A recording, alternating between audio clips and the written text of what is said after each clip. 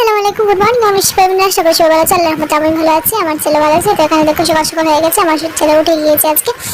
তো এখানে আমার ছেলেকে সকাল সকাল ওকে নাস্তা করাচ্ছি। তো নাস্তাতে বেশি কিছু খায় না, শুধু একটু মাত্র জিনিস খায়।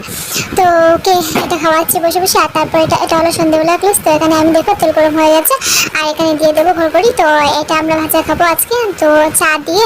আর ঘরকড়ি ভাজা খাবো অনেকদিন পর, মনে হলো অনেকদিন পর, কি ঈদের সময় খেয়েছিলাম আর খাইনি। তো মনে হলো কয়েকটি তেলও আছে, আর ছেলেরাও একটু শান্তি আছে। তো এটা আমি নিয়ে নিলাম। এই যে দেখো অনেক ভালো লাগছে দেখতে, খুবই সুন্দর লাগছে, কিন্তু খাওয়ার পর না মুখা হয়ে যায়, এই একটা সমস্যা। তবুও খেয়ে নিলাম। তারপরে এই যে দেখো অনেক সুন্দর চা বানাচ্ছিলাম। তো চাটা কিরকম হতে লাগছে, খুবই ভালো লাগছে। তো এই যে বৃষ্টির দিনে চা আর এসব খেতে আমার খুবই ভালো লাগে।